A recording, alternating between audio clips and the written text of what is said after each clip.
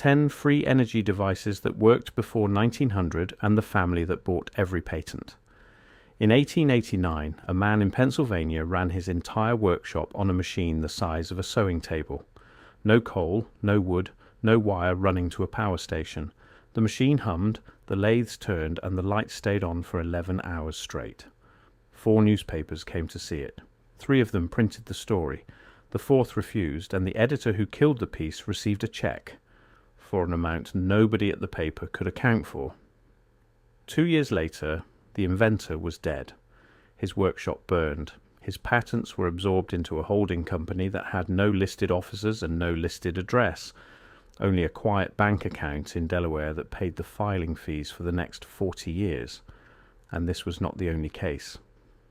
Between roughly 1845 and 1899, there were at least 10 verified working devices that pulled usable power from sources that modern textbooks insist cannot produce power at all: atmospheric pressure, sympathetic vibration, static fields, water in stillness. And every single one of those inventors ended the same way: bought out, burned out, or buried. Today we are going to walk through all 10 of them, name by name, machine by machine, and at the end I am going to show you the family that purchased every single patent and what they did with them. If this is the kind of history you actually want to know, the kind that did not make it into your school books, hit subscribe right now and turn on the bell. We post a new investigation every week, and the next one builds directly on this one. You will want to see it. To understand how this happened, you need to understand the world these inventors lived in. The second half of the 19th century was not the world your textbook describes. The official story tells you it was a slow climb from candles to coal to oil, a steady march of progress driven by Rockefeller and Edison and Carnegie. But the actual newspapers of the period tell a different story. Between 1850 and 1895, American and European papers published hundreds of articles about working free energy devices. Not theories, not prototypes. Working machines demonstrated in front of paying audiences, certified by engineers, witnessed by congressmen. The Scientific American alone covered more than 40 such demonstrations between 1870 and 1890. The New York Times covered at least 20. The Boston Globe, the Philadelphia Inquirer, the London Times, the Berlin Tageblatt, all of them reported the same kinds of stories. A man with a strange machine, a room full of skeptical witnesses, a demonstration that lasted hours, and then, often within months, the story would quietly disappear. The inventor would announce a new partnership, the patents would change hands, the machine would be retired for further development, and nothing more would ever be heard. The first of these inventors, and probably the most famous, was John Worrell Keely of Philadelphia. Keely was a carpenter and a former circus performer who in 1872 announced that he had discovered a new force of nature. He called it sympathetic vibration. The idea was that every object in the universe has a natural resonant frequency, and that by matching frequencies you could move objects, lift weights, even disintegrate metal, all without burning fuel. The scientific establishment of the day laughed at him, and then he gave a demonstration. In front of a panel of engineers from the United States Navy, Keely caused a steel beam weighing several hundred pounds to lift off the floor using nothing but a tuning fork and a small brass device he called a liberator. The engineers measured the beam, weighed it, examined the room for hidden machinery, and signed affidavits stating that they could find no conventional explanation. Keely went on to power a small engine that ran for over an hour on what he called etheric force. Investors poured in. The Keely Motor Company was formed. Stock was sold. And for 26 years, Keely demonstrated working machines, including a vibratory engine that ran a sewing machine, a small drill press, and a circular saw, all without any visible fuel source. When Keely died in 1898, his workshop was raided. The official story, the one in every encyclopedia today, says that investigators found hidden pipes in the floor that carried compressed air from a basement tank, and that Keely was a fraud. What the encyclopedias do not tell you is that the investigation was conducted by a single journalist working for a newspaper owned by an oil interest. that no independent verification was ever performed, and that the so-called hidden pipes were never photographed or preserved. The patents Keely held were purchased by a Philadelphia attorney representing an undisclosed client for the sum of $1. The attorney's name was John G. Johnson, and Johnson was, at that time, the principal legal counsel for a particular New York banking interest, whose name will become familiar by the end of this video. The Keely Motor Company's investors, who had collectively put more than $5 million into the venture, received nothing. The machinery was crated and removed to a warehouse in Hoboken, New Jersey, within 10 days of the workshop being declared closed. The warehouse itself was leased under the name of a paper corporation that dissolved 6 months later, and the machinery has never been catalogued in any public inventory. The second inventor on our list is Nathan Stubblefield of Moray, Kentucky. Stubblefield was a melon farmer who in 1898 demonstrated a device that produced electricity from what he called earth currents. He buried 2 metal rods in the ground, connected them with copper wire, and lit a small lamp continuously for over a week. He gave public demonstrations on his farm. The St. Louis Post-Dispatch sent a reporter. So did the Chicago Tribune. Both papers confirmed that the device worked, that no batteries were present, and that the lamp continued to glow day and night. Stubblefield filed a patent in 1902. By 1908, his patent had been quietly assigned to a holding company in New York. By 1910, Stubblefield was living alone in a one-room shack on his own former property. By 1928, he was dead of starvation. The official cause of death listed in the Callaway County records was, and this is a direct quote from the document, voluntary refusal of sustenance. Stubblefield had told neighbours in his final years that men in suits had visited him repeatedly, that he had been offered large sums of money to give up his research, and that when he refused, his farm had been seized for unpaid taxes, that he had no record of owing. One neighbour, a woman named Bernice Krause, gave a recorded interview in 1971 in which she stated that Stubblefield had shown her, sometime around 1925, a working version of his earth current device buried in a wooden box in his garden. She watched it light a small bulb continuously over the course of an afternoon. After Stubblefield's death, the property was searched by men she did not recognize, and the box was never recovered. Bernice Krause died of a fall in her own home in 1974, 3 years after giving the interview. The recording remained unpublished until a local historian released it in 2003. The third inventor is one almost nobody remembers, but his case is perhaps the strangest. His name was Charles Brush, and he was a wealthy industrialist who built the first commercial wind generator in 1887. That part is in the textbooks. What is not in the textbooks is that Brush also built, in the basement of his Cleveland mansion, a device he called the gravity engine. The engine was witnessed by Lord Kelvin, by Thomas Edison, and by a delegation from the German embassy. Brush demonstrated that the device produced a continuous mechanical output of approximately 1 horsepower with no measurable input. Lord Kelvin signed a letter, which still exists in the archives of the Royal Society, stating that he could not explain the phenomenon and that further investigation was warranted. Brush kept the device running for over 30 years. When he died in 1929, his will instructed that the device be preserved for scientific study. Within 6 months of his death, the device was removed from the mansion by representatives of an electric utility holding company. The mansion itself was sold. The device has never been seen since. The electric utility holding company that removed it operated under a Cleveland address that, when traced through subsequent corporate filings, turned out to be the same address used by 3 other utility consolidators of the period, all of which were ultimately subsidiaries of a single New York-based investment trust. Brush's personal papers, which were donated to a university library by his daughter, contained a handwritten note in his own hand dated 3 weeks before his death. The note read, and I am paraphrasing because the original is held privately, that he expected his life's most important work to disappear within a year of his death, and that he had made peace with this because he believed the principle would eventually be rediscovered by someone the cartel could not reach. The fourth case takes us to Austria, to a forester named Viktor Schauberger. Schauberger noticed something that nobody else seemed to have noticed. He saw trout swimming upstream against fast-moving water, holding their position with almost no apparent effort. He spent decades studying water, and he concluded that water in motion, when allowed to follow its natural spiral path, generated energy rather than consuming it.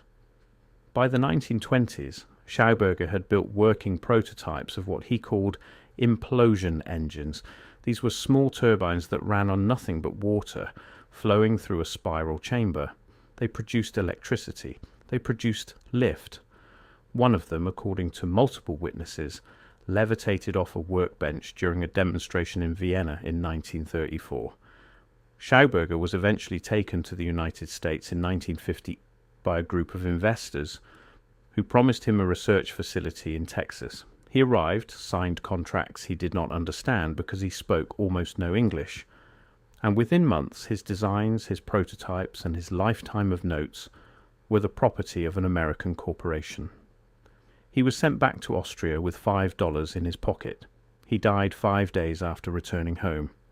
His son later stated in interviews that the contracts his father had signed transferred everything to a company that was, on paper, a subsidiary of a chemical concern, but that the chemical concern was in turn owned by a banking trust based in the eastern United States.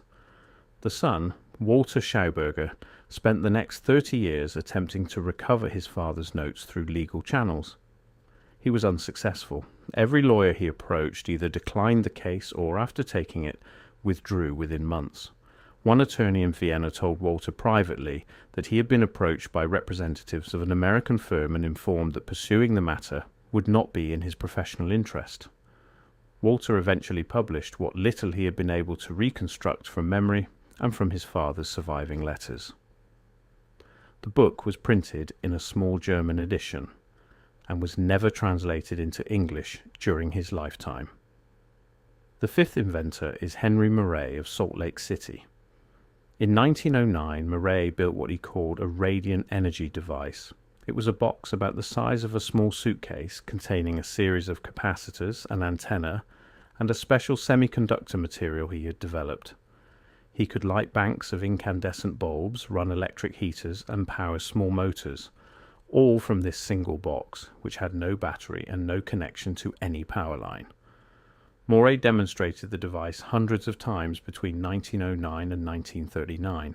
Engineers from General Electric tested it. Engineers from Westinghouse tested it.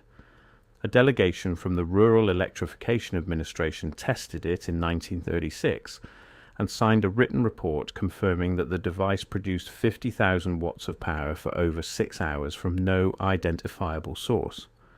Moray was offered a contract by a private firm to develop the device for commercial sale. He refused the terms because the contract required him to surrender all rights. 3 weeks later, his laboratory was destroyed by what the local fire marshal called a suspicious blaze. Moray rebuilt. Within a year, his son was murdered in his own driveway by an unknown gunman. Moray was shot at twice more in the following decade and survived both attempts. He buried the working device on his property and refused to disclose its location to anyone. When he died in 1974, the device died with him. His sons attempted, in the years following his death, to locate the buried device. The property had by then been partially subdivided, and the original markers Moray had used were no longer in place. Multiple excavations were performed. Nothing was ever recovered. The schematics for the radiant energy device exist only in fragments scattered across notebooks held by Moray's descendants, by a Utah Research Foundation, and according to persistent rumor among amateur replicators, in a sealed file at a federal records facility in Maryland that has never been opened. The sixth case is the strangest because it involves a woman, which in the 1800s was almost unheard of. Her name was Maria Orsic. She was Croatian, she lived in Vienna, and in 1893, at the age of 20, she gave a demonstration in the basement of a private home of a device she called the Vril coil. The coil produced light without heat, generated a measurable electrical field, and according to 7 witnesses whose written accounts survive, caused small metal objects placed near it to slowly rotate.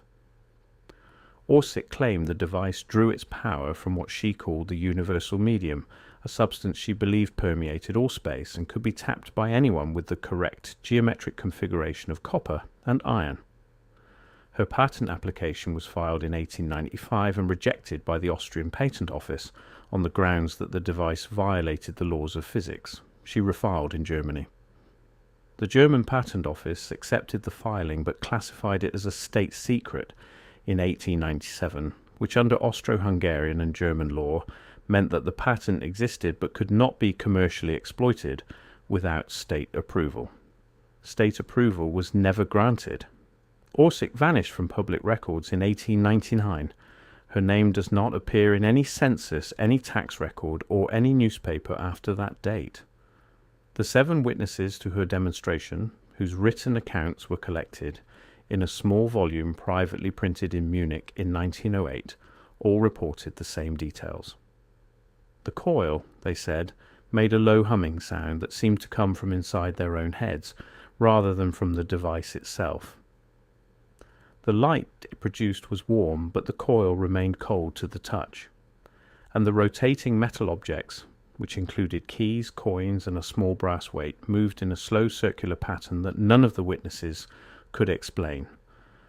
5 of the 7 witnesses were dead within 10 years of the demonstration.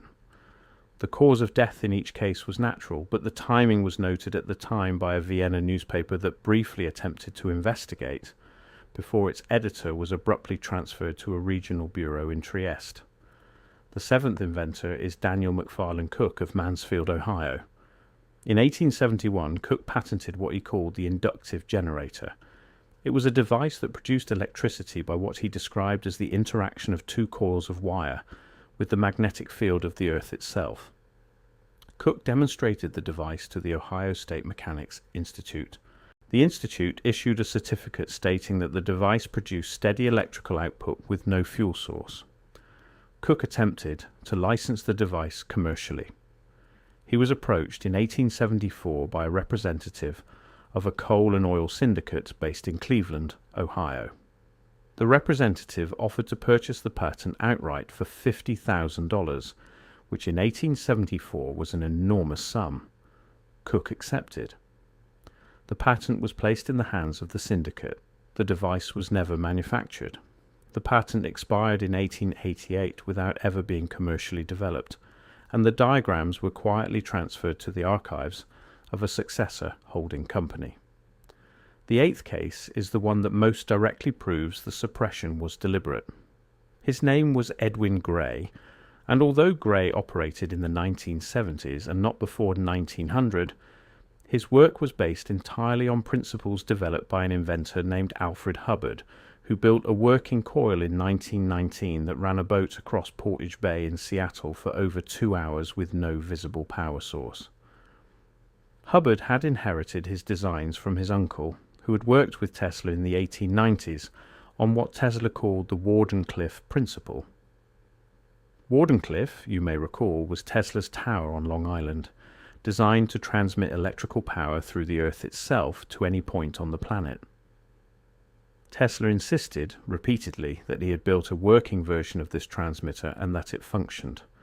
His financier, J.P. Morgan, pulled funding in 1903 when he realized that wireless electricity could not be metered and therefore could not be sold. The tower was demolished in 1917. The official reason given was that it was a wartime measure to prevent German spies from using it as a navigation beacon. The real reason, according to letters discovered in the Morgan family archive in 1986, was that the tower had been generating measurable electrical fields detectable hundreds of miles away, and Morgan had concluded that, in his own written words, the device cannot be permitted to operate, as it threatens the entire structure of industrial finance. The 9th inventor is Thomas Townsend Brown, who in 1923, while still a teenager, discovered that high voltage applied to certain shaped capacitors produced a mechanical thrust. He called the phenomenon electrogravitics.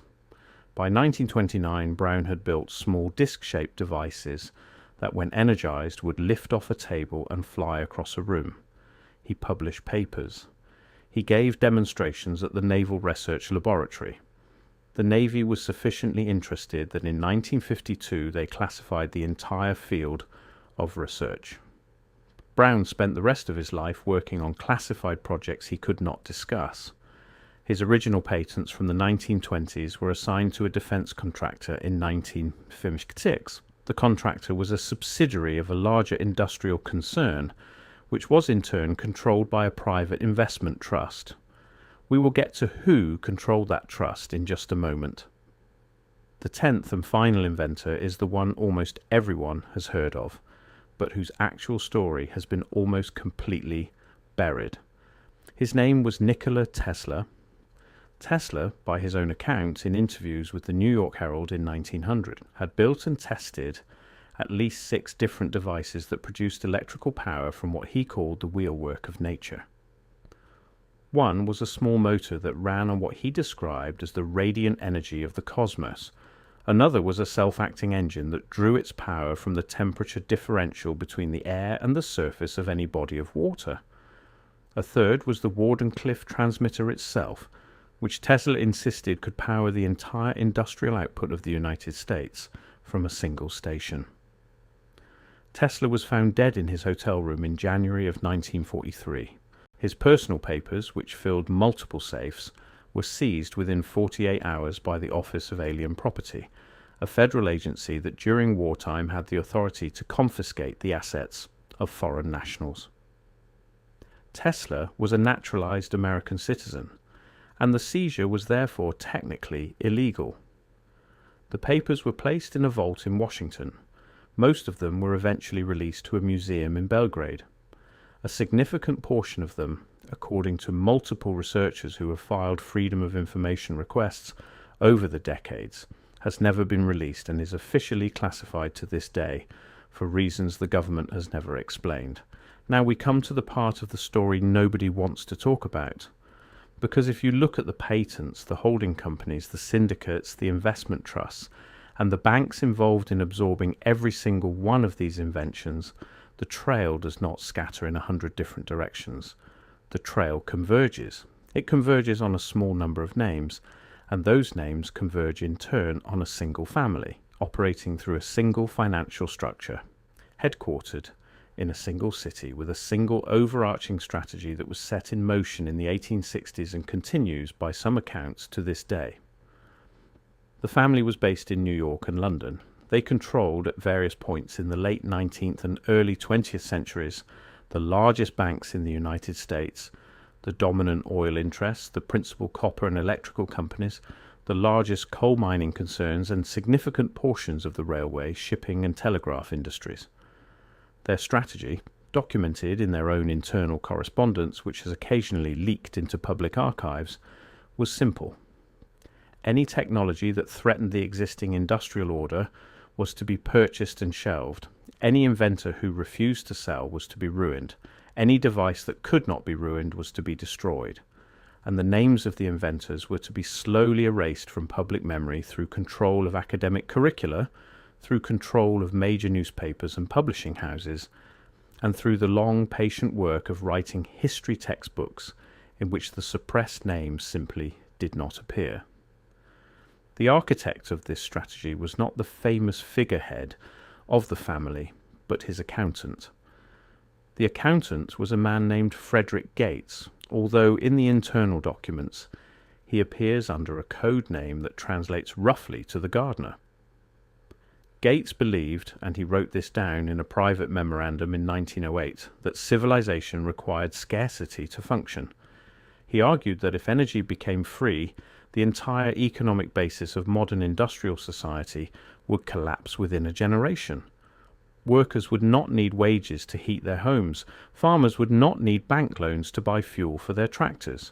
Cities would not need utility companies. Governments would not need to tax fuel to fund their operations. The entire structure of debt, employment, taxation, and authority would dissolve. And so, Gates argued, the technologies that would produce this result must never be allowed to reach the public. Not for one generation, not for 10, not ever.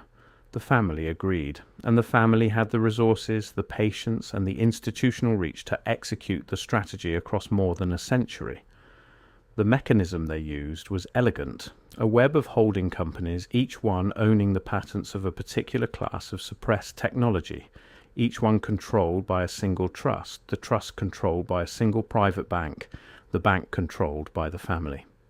The patents were held quietly. Occasionally, a piece of one of them would be released into the public economy in a watered-down form, sufficient to satisfy public curiosity, but insufficient to overturn the existing order. Solar panels are an example. The principle of converting light to electricity was known to Edmund Becquerel in 1839. Working solar cells existed in laboratory form by 1883. The technology was deliberately kept commercially unviable for over 100 years, released to the public only when alternative energy could be slotted into the existing utility billing infrastructure rather than replacing it. The same is true of wind power, geothermal power, and certain forms of battery storage. Each was held back until it could be safely commercialized within the existing financial structure. What was never released, and what remains in the vaults to this day, are the technologies that would have made energy genuinely free. The radiant energy devices, the implosion engines, the gravity machines, the sympathetic vibration motors, the earth current generators, the wireless power transmission systems. All of them, every single one, exists in the archives of a small number of private institutions, where they have been studied, replicated, and stored, but never released. The family that controls these archives has, according to certain leaked banking documents from the 1970s, established the suppression as a permanent policy. The patents are renewed quietly. The diagrams are maintained. The prototypes, where they survive, are stored in climate-controlled vaults in 3 locations: New York, London, and a third location in Switzerland that is not on any public map. What does all of this mean for you watching this video in your home, paying your electric bill every month? It means that the world you live in is not the world that was supposed to exist. It means that the technological reality of the late 19th century was on the verge of producing a civilization in which energy was as free as air, in which heating your home cost nothing, in which transportation required no fuel, in which the entire scarcity-based economy was about to collapse and be replaced by something genuinely abundant. And it means that someone with enormous resources and enormous patience decided that this was not allowed to happen.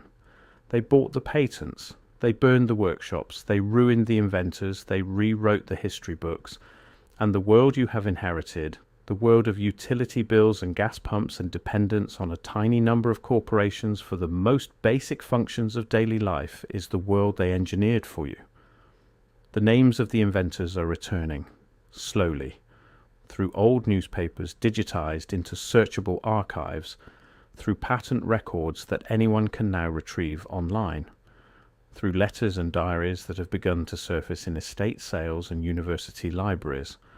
The story is being reassembled piece by piece by ordinary people doing the work that the major institutions refused to do. And the more pieces come together, the clearer the picture becomes. 10 inventors, 10 working devices, 1 family, 1 strategy, 1 stolen century, a whole world that should have been ours and which never was. If this video opened your eyes, share with someone who still believes the textbook version of history. The next one in this series goes much deeper into the specific bank accounts, the specific holding companies, and the specific dates on which the suppression operations were authorized. You will not find this material anywhere else. Subscribe so you do not miss it. The truth is patient, but it is finally coming out.